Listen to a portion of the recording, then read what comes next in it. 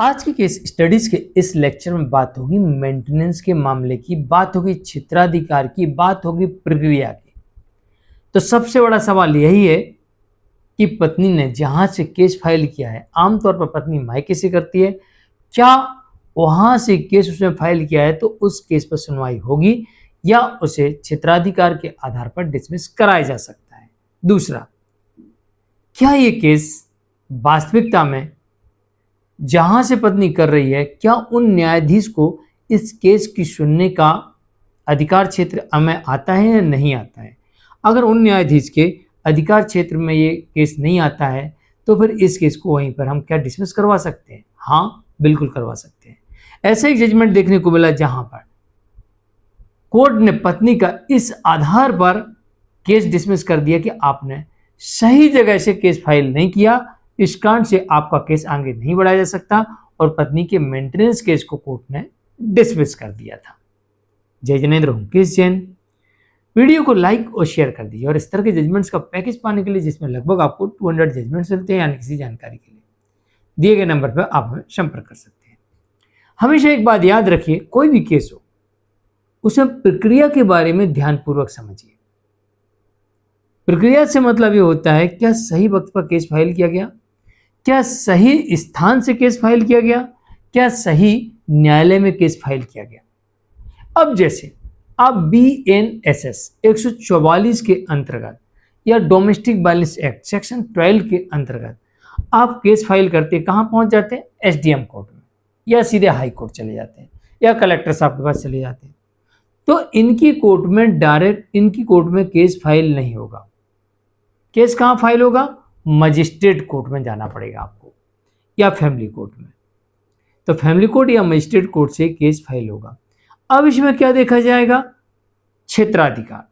ये अभी आधा क्षेत्राधिकार हुआ है, अभी पूरे पे चलते हैं। क्या वहां से केस फाइल किया, क्या पत्नी वहां रहती है? अगर पत्नी वहां पर नहीं रहती है, कहीं अन्यत्र जगह से केस फाइल कर रही जहां वो नहीं रहती है, तो वहां से वो केस फाइल नहीं कर सकती, इस क्षेत्राधिकार में आ जाएगा। अब बात आ जाती है लिमिटेशन की। लिमिटेशन का मतलब होता है कि कोई भी केस करने का एक समय सीमा होता है।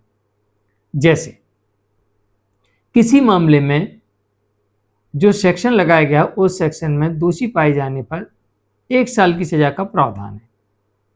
दोषी पाए जाने पर तो वो केस 1 साल के भीतर ही आपको कोर्ट में प्रस्तुत करना पड़ेगा। अगर 1 साल से अधिक का समय हो गया तो फिर वो लिमिटेशन यानी समय सीमा के अंतर्गत नहीं आएगा और उस केस को डिसमिस कराया जा सकता है। तो यहाँ पर आप लिमिटेशन भी जरूर देखिए, लेकिन मेंटेनेंस के केस में लिमिटेशन नहीं लागू होता है, यहाँ पर परिस्थितियाँ लागू होती हैं। इस बात का भी ध्यान रखिए। अब इसमें एक बात और याद रखिए, मेंटेनेंस के केस में आपको ऐसा लगता है कि लिमिटेशन के बाद आया है, आपको ऐसा लगता है गलत क्षेत्राधिकार से आया है, आपको ऐसा लगता है जिस न्यायालय में प्रस्तुत किया वहाँ न्यायालय को सुनने का अधिकार ही नहीं है, या गलत न्यायालय में प्रस्तुत कर दिया, तो हम क्यों जाएं कोर्ट? ऐसा बिल्कुल नहीं सोचना। हम कोर्ट जाएंगे, अपनी बात रखेंगे, सारी चीज़ बताएंगे कोर्ट को कि साहब आपके यहाँ जब मामला प्रस्तुत किया गया एक सही स्थान पर नहीं है तो इसे रद्द कर दिया जाए, तो आप वहाँ से उस केस को डिसमिस करवा सकते हैं। और एक बात और याद रखिए, मेंटेनेंस के मामले में सारे सबूत पति को ही देना पड़ते हैं, चाहे पत्नी की इनकम का सबूत हो, चाहे एजुकेशन का सबूत हो, चाहे पत्नी के स्वास्थ्य का सबूत हो, चाहे पत्नी के अडल्ट्री का सबूत हो, चाहे पत्नी की रीमैरिज का सबूत हो, चाहे पत्नी के पास में एसेट्स और लायबिलिटीज का सबूत हो, ये पति को ही देना पड़ता है। वो कहीं से भी ढूंढ के लाए, पर देना उसको ही है। तो आज के लिए इतना ही। मैं हूं केस जैन, नमस्कार।